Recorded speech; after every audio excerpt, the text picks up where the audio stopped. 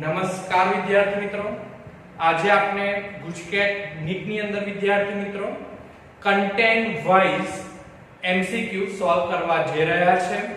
અગાઉનો જે ગુજકેટ અને નીટ નો video lecture, મારા બે વિડિયો લેક્ચર હતા, એની અંદર મેં આખા ચેપ્ટરનું ક્વિક ફાસ્ટ MCQ ટાઇપ્સ ના મેઇન ફોર્મ્યુલાનું રિવિઝન કરાયું. હવે આપણે કન્ટેન્ટ ટુ કન્ટેન્ટ વાઇઝ દરેક MCQ ને સોલ્વ કરતા જઈશું, એ કન્ટેન્ટ ના રિલેટેડ MCQ સોલ્વ કરતા જઈશું વિદ્યાર્થી મિત્રો. તો આજનો જે કન્ટેન્ટ આધારિત આપણે જે MCQ આવશે એ વિદ્યુત પ્રવાહની વ્યાખ્યા આધારિત MCQ આજે આપણે જોવા જઈ રહ્યા છે. તો વિદ્યુત પ્રવાહની વ્યાખ્યા પરથી આપણે મેઇન જે ફોર્મ્યુલા બનેલું તમે સૌ જાણો છો, I = Q/T. દરેકના પૂર્ણ નામ પણ તમને સૌને ખબર હોવી જોઈએ. તો I જે આપણો વિદ્યુત પ્રવાહ થશે, Q એ વિદ્યુત ભારનો જથ્થો રિપ્રેઝન્ટ કરે છે અને T એ આપણો એકમ સમયગાળો રિપ્રેઝન્ટ કરતો હોય છે. સરેરાશ વિદ્યુત પ્રવાહની વાત કરીએ તો I average = ΔQ/ΔT અને તત્સમય વિદ્યુત પ્રવાહની વાત કરીએ તો I = dQ/dt. તો વિદ્યાર્થી મિત્રો, આ વિદ્યુત પ્રવાહના મુખ્ય ત્રણ ફોર્મ્યુલા થઈ ગયા. હવે MCQ થોડા ટ્વિસ્ટેડ આવતા હોય તો એના રિગાર્ડિંગ વાત કરીએ તો અમુક વાર તમને વિદ્યાર્થી મિત્રો અંદર વિદ્યુત ભારની સંખ્યા શોધવાનું કે તો એ વખતે I = Q/T ની અંદર તમને n શોધવાનું કે તો એ વખતે સંખ્યા તો Q ની જગ્યાએ તમે n × મૂળભૂત વિદ્યુત ભાર મૂકી દેશો અને E ની વેલ્યુ તો તમે સૌ જાણો છો. જો E ની વેલ્યુ ન આપેલી હોય તો 1.6 × 10⁻⁻19 કુલમ લઈ લેવાની, બરાબર છે. તો E ની વેલ્યુ એટલે તમે Q ની જગ્યાએ શું મૂકી દેશો, n × E/T. તો તમને વિદ્યુત ભારની સંખ્યા પૂછે તો તમે n ને સૂત્રનો કરતા બનાવી દો અહીંયા, તો તમારી પાસે I હોય, T હોય અને E એ મળી જાય. એ તો આપણે MCQ માં દેખી જ રહ્યા છે, એના રિગાર્ડિંગ MCQ લેશું, આઈડિયા આવી જ જશે. અમુક વાર પછી તમને કોઈ એવી વાત કરશે કે કોઈ ઇલેક્ટ્રોન છે એ એક વર્તુળાકાર માર્ગ ઉપર પરિભ્રમણ કરી રહ્યો છે, બરાબર છે. તો એ વખતે વિદ્યુત પ્રવાહ શોધવાનું કહેશે. તો વર્તુળાકાર માર્ગ પર પરિભ્રમણ કરે એટલે કે એક ગોલ રાઉન્ડ પૂરો કરે એટલે કે આપણે એને બોલતા હોય છે એક આવર્તકાળ, બરાબર છે. એટલે હું T ની જગ્યાએ કેપિટલ T મૂકી રહ્યો છું અને વિદ્યાર્થી મિત્રો તમને ખબર જ છે 1 સેકન્ડમાં પૂર્ણ થતા ટોટલ આવર્તનની સંખ્યાને આપણે આવૃત્તિ બોલતા હોય છે. એટલે કે અહીંયા આપણે 1/T બરાબર આપણે શું શોધી શકીએ છીએ, 1/T બરાબર આવૃત્તિ f લખી શકાય. તો અહીંયા 1/T ની જગ્યાએ હું શું લખી રહ્યો છું, f લખી રહ્યો છું. Q × f ફોર્મ્યુલા ખાલી યાદ રાખી લો, હવે દાખલામાં એપ્લાય થશે તો ઓટોમેટિક ખબર પડશે કે આ કેવી રીતે ઉપયોગમાં લેવાઈ રહ્યા છે. Q/f અને વિદ્યાર્થી મિત્રો કોઈ વસ્તુ કોણીય પરિભ્રમણ કરે તો એનો કોણીય વેગ, તો ઓમેગા બરાબર કોણીય વેગ થાય. એનું ધોરણ 11 માં આપણે તરંગ ચેપ્ટરમાં પણ ફોર્મ્યુલા દેખેલા કે ભાઈ ઓમેગા બરાબર 2πf. તો અહીંયા આપણે f ને સૂત્રનો કરતા બનાવી દઈએ તો ઓમેગા ના છેદમાં શું લખાશે, 2π. તો હું f ની જગ્યાએ શું લખી શકું છું, ઓમેગા ના છેદમાં 2π. તો મુખ્ય આટલી ફોર્મ્યુલા દેખી લો વિદ્યાર્થી મિત્રો, નોટ ડાઉન કરી લેજો. તો આ ફોર્મ્યુલાના રિગાર્ડિંગ અત્યારે આપણે MCQ જોવા જઈ રહ્યા છે. તો આપણે અહીંયા તમે એક MCQ દેખી રહ્યા છો વિદ્યાર્થી મિત્રો. અહીંયા MCQ ની અંદર મેં ઓપ્શન આપેલા નથી કારણ કે ખોટી સ્પેસ રોકાય. જે જવાબ આવવાનો છે સાચો જવાબ આપણે લાવી જ રહ્યા છે, એટલે આના સિવાયના બીજા આન્સર હશે રોંગ હશે. તો A B C D type મે લખ્યા નથી. તો ઇલેક્ટ્રોનનો અહીંયા પહેલા MCQ માં કહે છે ઇલેક્ટ્રોનનો વિદ્યુત ભાર, ઇલેક્ટ્રોનનો વિદ્યુત ભાર. એટલે ઇલેક્ટ્રોનનો વિદ્યુત ભાર એટલે આપણે મૂળભૂત વિદ્યુત ભાર પણ કહી શકીએ. એટલે E ની વેલ્યુ આપી દીધી છે, અમુક વાર પરીક્ષાની અંદર આપતા પણ નથી હોતા, આ યાદ રાખી લેશું. 1.6 × 10⁻⁻19 કુલમ છે. વાહકના આડછેદમાંથી 4 એમ્પિયરનો પ્રવાહ, એમ્પિયર એ કોનો એકમ છે, વિદ્યુત પ્રવાહ. અમુક વાર તો એકમ પરથી જજમેન્ટ આવી જાય કે કોનો વેલ્યુ આપેલી છે, તો 4 એમ્પિયરનો પ્રવાહ વહેતો હોય તો અહીંયા I ની વેલ્યુ આપી દીધી. તો દર સેકન્ડે એટલે અહીંયા તમે સેકન્ડ શબ્દ અહીંયા દર શબ્દ પરથી પણ દેખી શકો કે તમારે જો લેવાનું થશે સમયગાળો તો t બરાબર 1 સેકન્ડ કહેશે. તો પસાર થતા ઇલેક્ટ્રોનની સંખ્યા ખાલી જગ્યા થાય, મતલબ તમને n પૂછી રહ્યા છે એટલે દર સેકન્ડે વાહકમાંથી પસાર થતા ઇલેક્ટ્રોનની સંખ્યા કેટલી હશે? ચાલો તો ઇલેક્ટ્રોનની સંખ્યા n પૂછે છે તો વિદ્યાર્થી મિત્રો આપણે તમે સૌ આ વિદ્યુત ભારનો ક્વોન્ટમીકરણ ચેપ્ટર નંબર 1 ની અંદર આ સૂત્ર મેળવી ચૂક્યા છો q n × E. હા કે ના? તો q n × E. હવે અહીંયા આપણી પાસે પૂછ્યું છે શું? n શોધવાનો પૂછ્યો છે એટલે n ને સૂત્રનો કરતા બનાવી દે તો q ના છેદમાં E. પણ બચ્ચા પાર્ટી દેખો કે આપણી પાસે q ની વેલ્યુ તો છે નહીં, બરાબર છે? વિદ્યુત ભારનો જથ્થો ક્યાં આપ્યો છે તમને? અહીંયા તો ખાલી એક ઇલેક્ટ્રોનનો વિદ્યુત ભાર આપ્યો છે, એ પણ ધ્યાન રાખજો. પાછું અહીંયા q ની વેલ્યુ ના મૂકી દેતા હો ને. ઓકે, તો q ની વેલ્યુ તો આપેલી નથી, પણ હજુ આપણી પાસે બીજો ઓપ્શન છે. બીજો ઓપ્શન શું છે અહીંયા આપણી પાસે?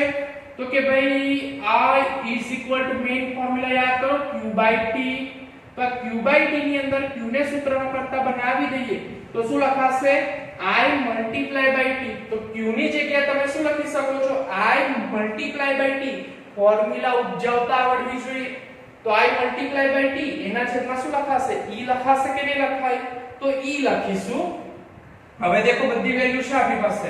I ની વેલ્યુ બચ્ચા લો કેટલી છે?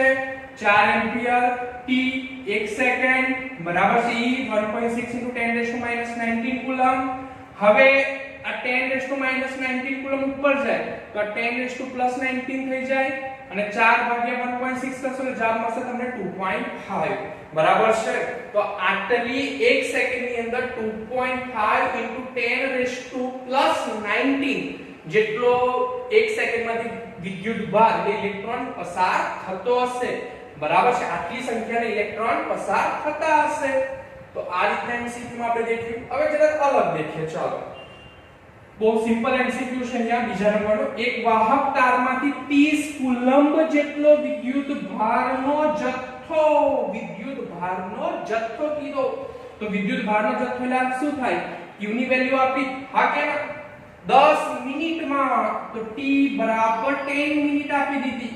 તો પસાર થતા વાહકમાંથી ખાલી જગ્યા એમ્પિયર પ્રવાહ વહેતો હોય. શું પૂછી દીધું? I શોધવાનું પૂછી દીધું બચ્ચા પાર્ટી. તો આપણી પાસે I q/t ફોર્મ્યુલા છે જ ને ભાઈ? તો આપણી પાસે દેખો q ની વેલ્યુ છે, t ની વેલ્યુ છે. તમે સ્ટોપ, ધ્યાન રાખો. અહીંયા જે મિનિટ છે બરાબર છે એ સમયનો SI એકમ નથી, આપણે કન્વર્ટ કરવું પડશે SI એકમમાં.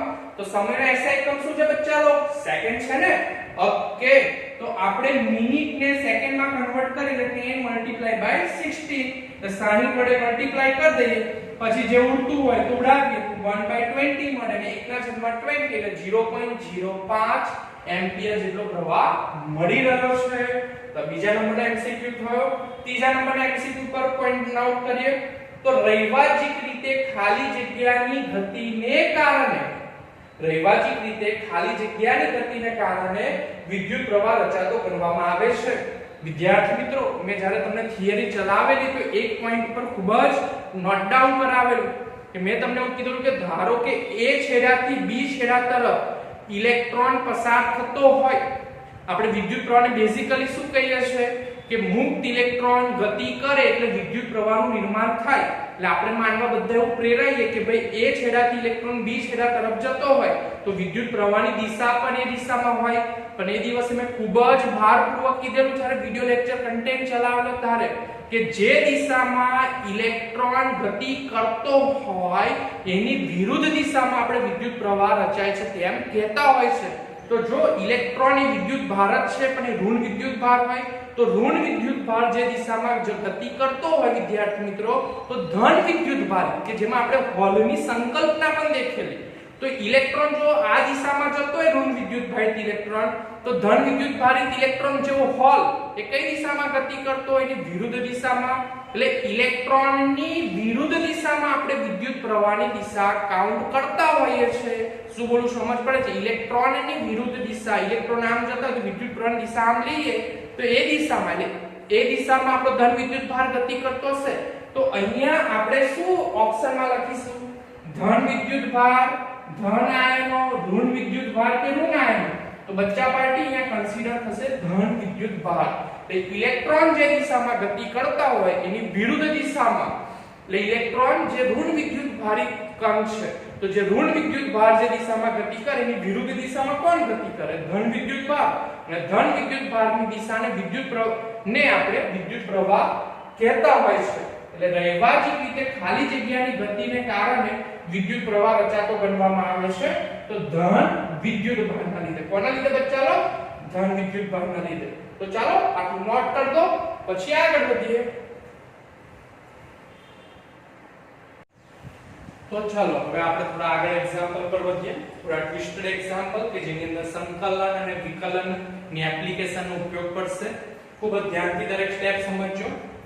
અહીંયા કહે છે રકમમાં એક તારમાંથી વહેતો વિદ્યુત પ્રવાહ સમય સાથે I = 3t² + 2t + 5 સૂત્ર પ્રમાણે બદલાય છે. સમયની સાપેક્ષે કિંમત બદલાતી રહેતી હોય છે.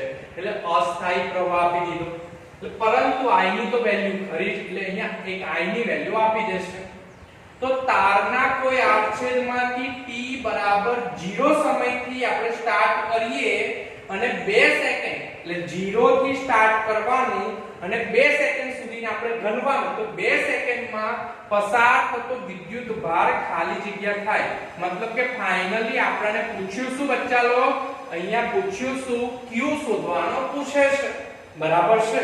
હવે તમને બધા જાણો છો કે બે સમયની સાપેક્ષે વિદ્યુત પ્રવાહનું મૂલ્ય બદલાઈ રહ્યું છે કે છે.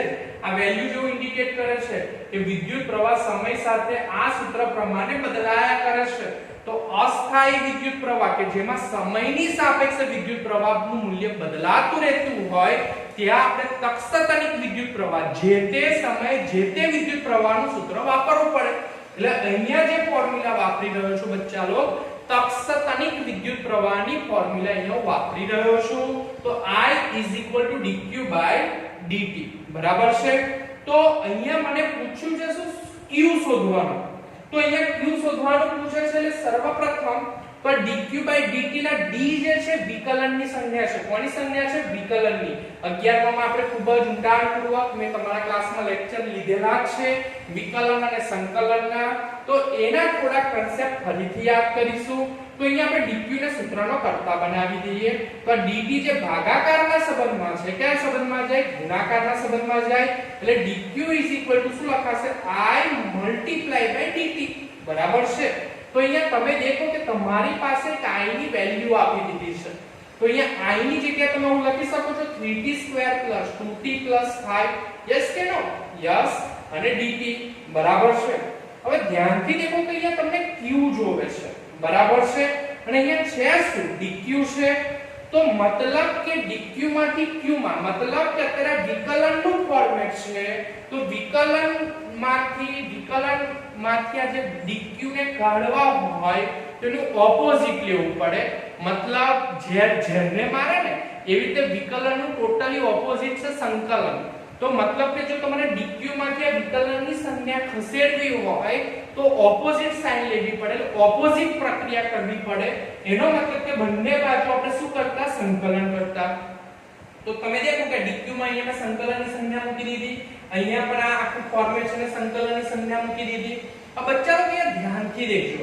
આપણે ધોરણ 11 માં વાત કરેલી છે કે ભાઈ સંકલનમાં જે નીચેની હોય એ લોઅર લિમિટ બોલાય, ઉપરની લિમિટને અપર લિમિટ બોલાય. હવે આપણે સંકલન કોની સાપેક્ષે કરી રહ્યા છે? તો મેં તમને અગાઉ વાત કરેલી છે કે અહીંયા તમને દેખાય છે dt. તો આપણે સમયની સાપેક્ષે સંકલન કરી રહ્યા છે. એટલે આખી આ જે અંદરની વેલ્યુ છે એને આપણે સમયની સાપેક્ષેનું સંકલન કરીશું. તો સાથે સાથે આપણી પાસે અહીંયા સમયની પણ સ્ટાર્ટિંગ વેલ્યુ અને એન્ડિંગ વેલ્યુ પણ આપી દીધી છે કે ભાઈ t = 0 સમય કે જે આપણી સ્ટાર્ટિંગ કન્ડિશન, કે સ્ટાર્ટિંગ કન્ડિશન એટલે કે જે લોઅર લિમિટ થશે, અને t = 2 સેકન્ડ કે જે એન્ડ કન્ડિશન કે જે અપર લિમિટ થશે. એટલે t = 0 અને t = 2 મૂકી રહ્યો છું અહીંયા.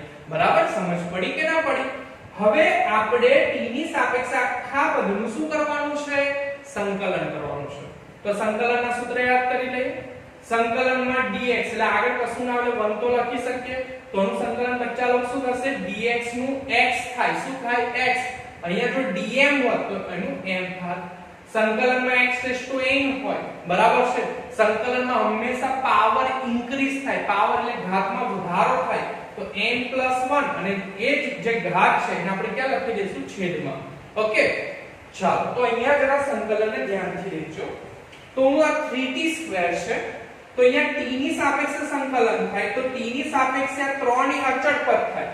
સંકલનમાં અચળ પદ છે બહાર નીકળી જાય, એટલે અત્યારે આ 3 જે છે મેં અહીંયા બહાર લખી રહ્યો છું, તમે ધ્યાનથી દેખજો. હવે વધ્યું શું? t² વધ્યું. આ t² ને આ સૂત્ર સાથે તમે સંકેલો, તો અહીંયા આપણી પાસે આવું છે સંકલનમાં 3t². તો 3 તો બહાર નીકળી જાય, એટલે સંકલનમાં શું વધે? t², કારણ કે અચળ પદ ક્યું નીકળી જાય? બહાર નીકળી જશે. હવે t² એટલે આપણી આ કઈ ઘાત બની ગઈ? n ઘાત બની ગઈ. તો t તો n+1 એટલે એવું લખાશે 2+1 upon 2+1 બરાબર. ને 2+1 કેટલા થાય? 3 અને છેદમાં પણ કેટલા થશે? 3 અને આગળ તો જે 3 લખવાનું ભૂલાય નહીં, તો આગળના 3 એટલે અહીંયા લખી રહ્યા છે 3 બરાબર. તો 3t³/3 સમજ પડી કે ના પડી? એવી રીતે તમે આગળ દેખો 2t છે બરાબર છે. તો અહીંયા આપણે જરા ધ્યાનથી દેખીએ 2t નું પણ દેખી લઈએ અહીંયા. ચાલો તો અહીંયા આપણી પાસે છે 2t બરાબર. તો આ 2 અચળ થશે એટલે 2 તો બહાર નીકળી જશે, અંદર સંકલનમાં વધશે શું? t. આ t ની એક ઘાત કહેવાય કે ના કહેવાય? આ એક શું બની આપડા? n બની ઘાત. ચાલો તો n ઘાત બની તો 2. હવે n+1 તો n ની વેલ્યુ કેટલી છે? 1+1 છેદમાં 1+1 તો શું વધ્યું અહીંયા? 2 તો આગળ ખરા, અહીંયા લખાશે t²/2. ઓકે, તો અહીંયા મુખ્યત્વે રીતે આ રીતે લખી રહ્યા છે 2 અને અહીંયા 2 દેખી રહ્યા છો. અને અહીંયા આવે છે 5 એકલા છે, તો જેવી રીતે અહીંયા 1dx છે બરાબર છે, તો અહીંયા x એટલે અહીંયા ધારો કે 5dx હોત ને બચ્ચાઓ બરાબર છે. તો આ 5 તો અચળ છે, એટલે 5 તો અચળ જ, એટલે અચળ વેલ્યુ ક્યાં નીકળી જાય? બહાર, એટલે અહીંયા લખાશે 5x. તો અહીંયા 5 છે, તો જગ્યાએ હું લખીશું 5t. અને સાથે સાથે અહીંયા તમે દેખો દરેકની લિમિટ તો કિંમત તો મૂકતા જ રહીશું. 0 થી 2 0 થી 2 0 થી 2. તો તમે દેખો અહીંયા 3 3 કેન્સલ આઉટ થઈ ગયા, 2 2 કેન્સલ આઉટ થઈ ગયા, અને અહીંયા શું લખાઈ ગયું? 5t. ચાલો તો હવે શું કરીશું કે એકવાર t ની જગ્યાએ અપર લિમિટ, એકવાર t ની જગ્યાએ કઈ લિમિટ? Lower limit. તો t ની જગ્યાએ એકવાર upper limit 2^3 minus lower limit 0 cube. એટલે અહીંયા આપણે દેખીએ એકવાર 2 ની જગ્યાએ t ની જગ્યાએ 2 અને એકવાર t ની જગ્યાએ 0, તો 2² - 0² પ્લસ અહીંયા 5t છે, તો 5t માટે આપણે શું લખી શકીએ છે? 5 t ની જગ્યાએ 2 અને અહીંયા 2 અને પછી t ની જગ્યાએ 0. તો આ બધું કરશું તો 2 નો ક્યુબ કેટલો થાય? 8, 0 તો 0, 2 નો વર્ગ 4, 5 દુ 10. તો આ બધાનું કરશું તો ફાઇનલી તમને જે q નો જવાબ મળે છે 22 કુલમ મળે છે. ખાસ કરીને અહીંયાથી તમને સંકલન કરતા આવડવું એ ખૂબ જ અગત્યની વાત છે. ચાલો તો અહીંયા આપણને q નો જવાબ મળી ગયો 22 કુલમ. તો થોડો કલાક દાખલો દેખીએ જોઈએ. જરૂરી નથી હોતી કે દરેક વખતે વિકલન કરવાની જરૂર પડે. આ દાખલામાં જો થોડીક નોવેલ્ટી આપેલી છે, અહીંયા i ની વેલ્યુ આપેલી ને, તો હવેના દાખલામાં q ની વેલ્યુ આપી દીધી છે, સીધી q ની વેલ્યુ આપી દીધી છે અને i શોધવાનું કહેશે ઊંધું. અહીંયા i આપ્યો અને શું શોધવાનું કીધું? q. હવેના દાખલામાં દેખીશું કે તમને q આપેલો હોય અને i શોધવાનો કહેતો બરાબર. તો વાહક તારમાંથી t સમયમાં પસાર થતો વિદ્યુતભાર q = 4t² + 6t + 4 છે. t બરાબર 2 સેકન્ડ કે છે માં પસાર થતો વિદ્યુત પ્રવાહ i શોધો. તો i શોધવાનું આપણે કહે છે બચ્ચાઓ. તો આપણી પાસે વિદ્યુત પ્રવાહ i નો મુખ્ય ફોર્મ્યુલા છે. સમયની સાપેક્ષે વિદ્યુતભારનો જથ્થો બદલાઈ રહ્યો છે, અસ્થાયીનું મૂલ્ય છે.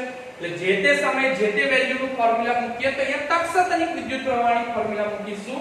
એટલે અહીંયા લખી રહ્યા છે i = dq/dt બરાબર છે. તો અહીંયા તમે દેખો કે તમારી પાસે d અને dt તો બરાબર છે, અહીંયા તો એવા ને એવા રાખ્યા. તો d/dt તો છે, પણ તમારી પાસે q ની પણ વેલ્યુ છે. કોની વેલ્યુ છે? q ની. તો q ની વેલ્યુ મૂકી દઈશું 4t² + 6t + 4. મતલબ કે મેં આ વેલ્યુ અહીંયા કોની મૂકી રહ્યો છું? q ની. તો જે જગ્યાએ q દેખાય છે ને જગ્યાએ આખી વેલ્યુ લખાઈ ગઈ. તો હવે તો તમને દેખાય છે ને કે આપણે i ને તો શોધવાનો છે. તો કોની સાપેક્ષે બચ્ચાઓ આપણે વિકલન કરીશું? હવે અહીંયા તો સંકલન કરવાની જરૂર નથી, સીધું i છે જ. તો અહીંયા t ની સાપેક્ષે વિકલન થશે. તો પાછી વિકલનની ફોર્મ્યુલા યાદ કરાવી લો. વિકલનમાં ઘાત પાવર જે હોય ડિક્રીઝ થાય એટલે કે x⁻n ઘાત જે છે બરાબર છે એ ડિક્રીઝ થાય એટલે તમારે અહીંયા લખાશે શું લખાશે n ઘાત છે આગળ આવી જશે એટલે x⁻n છે તો n ઘાત આગળ આવી જાય ને ઉપરની ઘાત એક કેવી થઈ જશે ઘટી જશે બરાબર છે એટલે n-1 અચળ વેલ્યુ ને શું લખીશું 0 અને જ્યાં ખાલી x હશે એની વેલ્યુ 1 બરાબર. તો અત્યારે તો આપણે x ની સાપેક્ષે વિકલન નથી કરતા, કોની સાપેક્ષે વિકલન કરે છે t. તો તમને બધું મેં ધોરણ 11 માં શીખવાડેલું અચળ અને ચલિત પદ, અચળ ચલિત અને કોઈ પદ અચળ એ t સિવાયના પદ અચળ અને બાકીના ચલિત પદ. પણ અચળ પદ અને ચલિત પદ વચ્ચે બચ્ચાલો ગુણાકારનો સંબંધ હોય તો અચળ પદ તેમનું તેમ રહે, એટલે ખોટું તેમના તેમ રહ્યા અને t² નું વિકલન કરે તો t² નું વિકલન કરે તો આપણું x⁻n વાળી ફોર્મ્યુલા દેખો ઘાત આગળ આવી જાય અને ઉપર ઘાતમાંથી એક બાદ કરી દો તો 2t 2 - 1 એટલે 1 લખાશે અહીંયા 2t લખાશે તો દેખો 2t આવી ગયું. એવી રીતે આપણું બીજું વિકલન છે 60 બરાબર છે.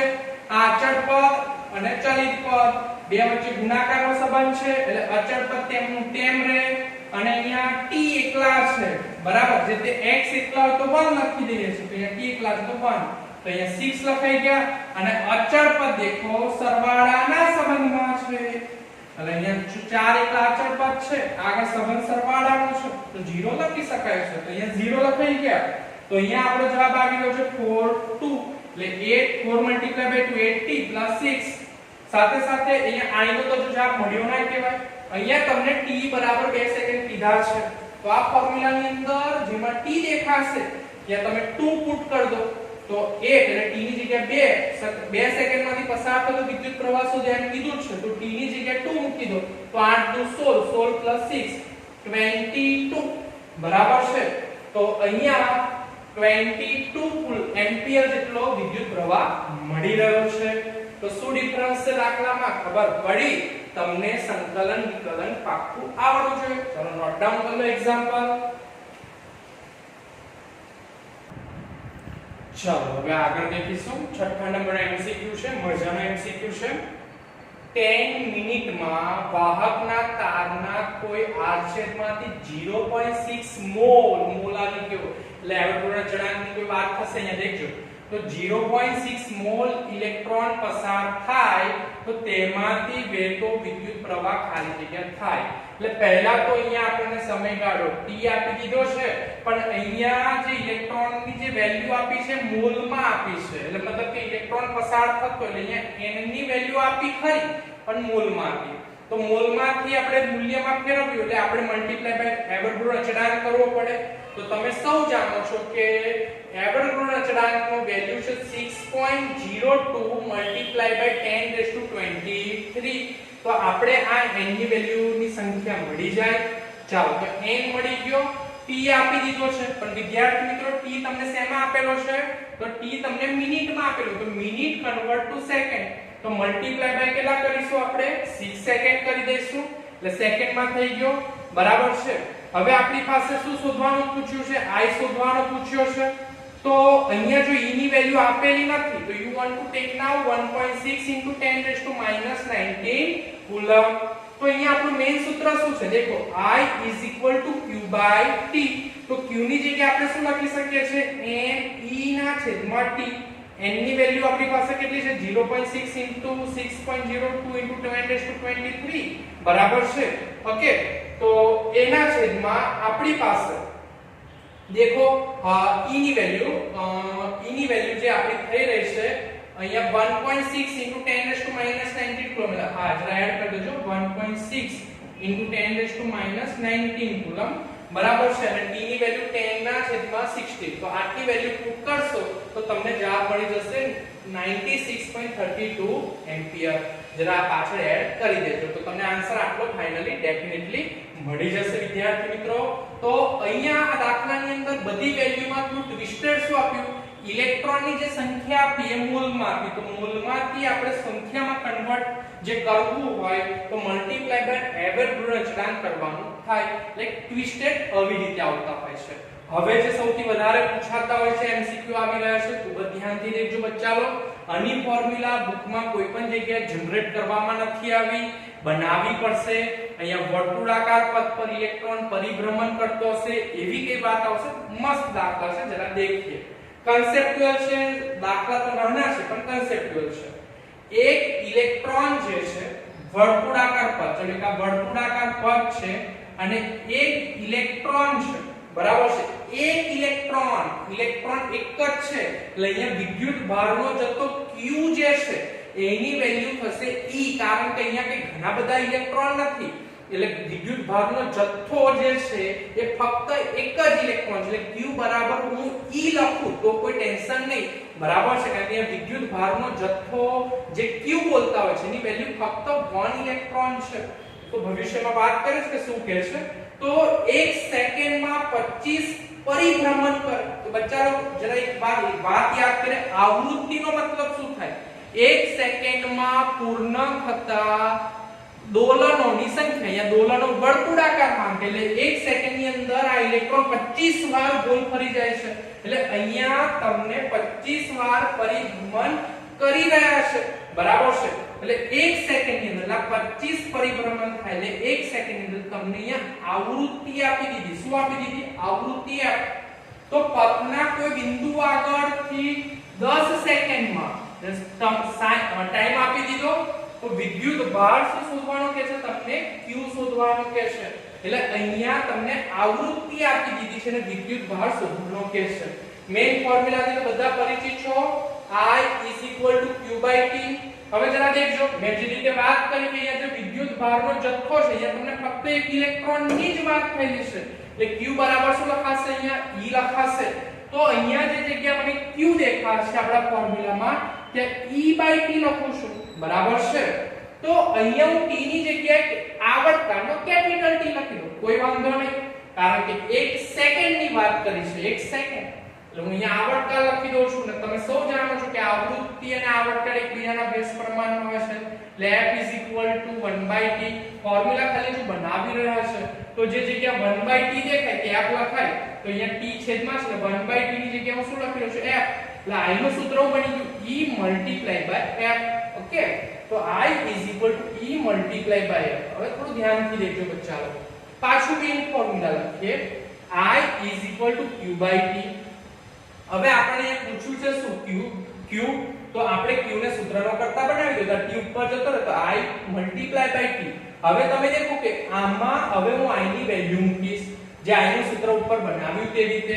તો I ની જગ્યાએ હું શું લખી શકું છું? E × F. શું લખી શકું છું? E × F. તો EFT.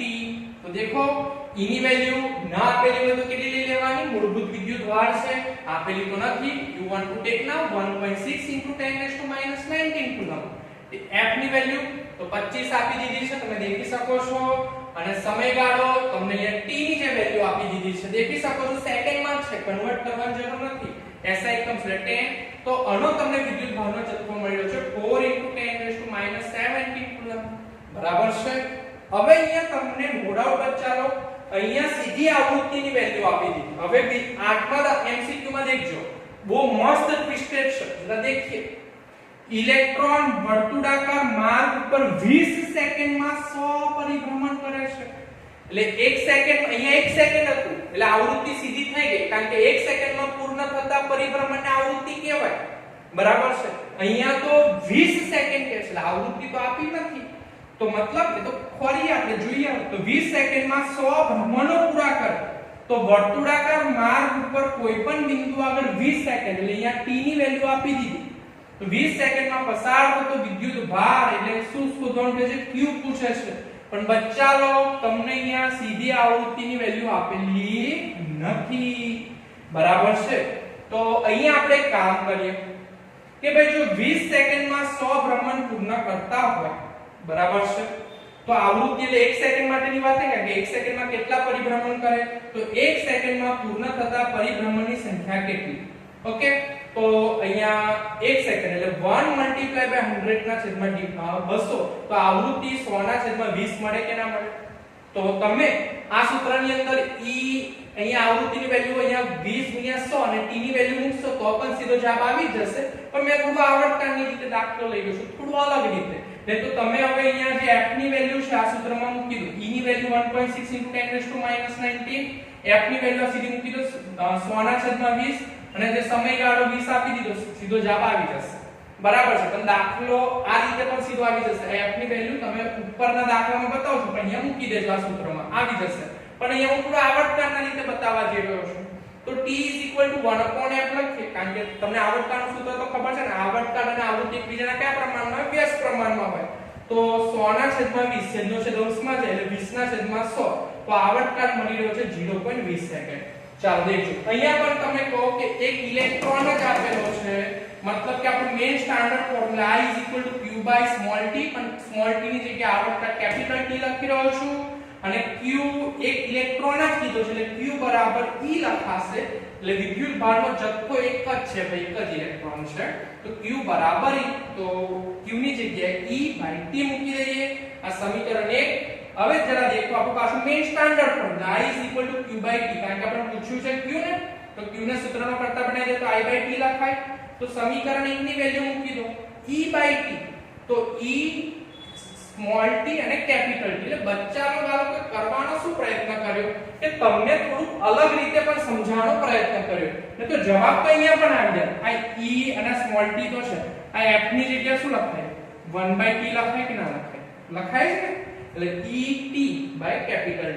તો અહીંયા બસ વેલ્યુ મૂકી દો. E ની વેલ્યુ 1.6 * 10⁻⁹ કુલમ 20/20, એટલે t ની વેલ્યુ આપણે 20 સેકન્ડ આપી દીધી છે અને કેપિટલ T 0.20 સેકન્ડ મળે, તો આટલો કુલમ મળી જશે. તો આ રીતે આપણે વિદ્યુત પ્રવાહના વ્યાખ્યા આધારિત MCQ નો અભ્યાસ કર્યો. સાથે સાથે હું તમને WhatsApp ગ્રુપમાં PDF બીજા થોડા આ જ રિલેટેડ MCQ ની એક ફાઇલ સેન્ડ કરી રહ્યો છું બચ્ચા લોકો. તો એ એક્ઝામ્પલ ગંજો ના આવડે તો તમે મારો કોન્ટેક્ટ કરજો. બરાબર છે વિદ્યાર્થી મિત્રો? તો આજે આપણે ગુજકેટ અને NEET ની અંદર વિદ્યુત પ્રવાહની વ્યાખ્યાના આધારિત MCQ નો અભ્યાસ કર્યો. એની અંદર પરીક્ષાની અંદર 7મા અને 8મા નંબરનો MCQ NEET ની અંદર અને ગુજકેટ ની અંદર ઘણી બધી વાર જોવા મળે છે. એનું રીઝન છે કે આ જે ફોર્મ્યુલા છે EFT એ સીધી બુકમાં કોઈ જગ્યાએ તમને દેખાય નહીં. આ ફોર્મ્યુલા ઉપજાવવામાં આવેલી છે, કેવી બનાવવામાં આવેલી છે. તો તમે વાંચતા રહેજો, દાખલા ગણતા રહેજો બચ્ચાલો, અને મહેનત કરતા રહેજો. તો આજનો વિડિયો લેક્ચર મારો પૂરો કરું છું. જય હિન્દ, જય ભારત, નમસ્કાર વિદ્યાર્થી મિત્રો.